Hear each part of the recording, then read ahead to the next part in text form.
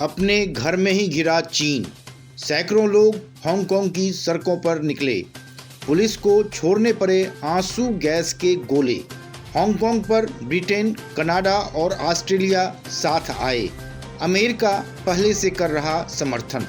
कोविड-19 संक्रमण को लेकर पूरी दुनिया की आंखों का कांटा बन चुका चीन अब अपने घर में ही घिरता नजर आ रहा है। सैकड़ों लोग हांगकांग की सड़कों पर रविवार को सड़कों पर निकल पड़े और पुलिस को इन्हें काबू में लाने के लिए आंसू गैस के गोले तक छोड़ने पड़े। प्रदर्शनकारी उस राष्ट्रीय सुरक्षा कानून का विरोध कर रहे थे जिसे चीन की सरकार ने पिछले दिनों अपने संसद में पास किया था। अब इसी कानून को लेकर विरोध प्रदर्शन तेज हो गया है और इसके और भी तेज हो जाने की संभावना व्यक्त की जा रही है। हांगकांग में लोकतंत्र समर्थक रविवार दोपहर को काले कपड़े पहने हुए मशहूर शॉपिंग डिस्ट्रिक्ट कॉजवे बे में एकत्रित हुए और प्रस्तावित कानून के खिलाफ प्रदर्शन करने लगे। प्रदर्शनकारियों ने हांगकांग को आज़ाद करो और हमारे दौर की क्रांति जैसे नारे लगाए।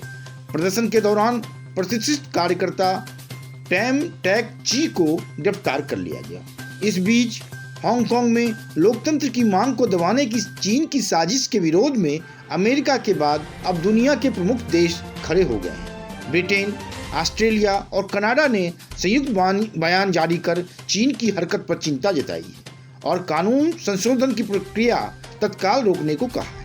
संयुक्त बयान में प्रस्तावित कानून को एक राष्ट्र दो व्यवस्था के सिद्धांत का उल्लंघन बताया है। इसी सिद्धांत पर समझौते के बाद 1997 में ब्रिटेन ने 150 साल के शासन उपरांत हांगकांग को चीन को सौंपा था। हांगकांग के आखिरी गवर्नर रहे क्रिस पैटन ने चीन के ताज़ा कदम को हांगकांग के साथ धोखा बताया है। उन्होंने पश्चिमी देशों से मांग की है कि वो चीन की साजिश के खिलाफ खड़े हों और उसे रोकें। चीन में सरकार ने संसद में हांगकांग को राष्ट्रीय सुरक्षा नीति के दायरे में लाने के लिए कानून में संशोधन का प्रस्ताव पेश किया है। चीन की साजिश है ये।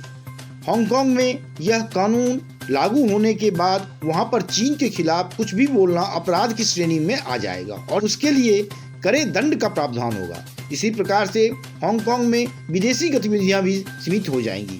जानकारों का मानना है कि इससे वहां की आर्थिक स्थिति भी प्रभावित होगी। हांगकांग को सशस्त्र हस्तांतरण के समय से ही कई तरह की स्वतंत्र गतिविधियों के अधिकार प्राप्त हैं जो चीन की मुख्य भूमि के लोगों को नहीं है। चीन को रोके ब्रिटेन।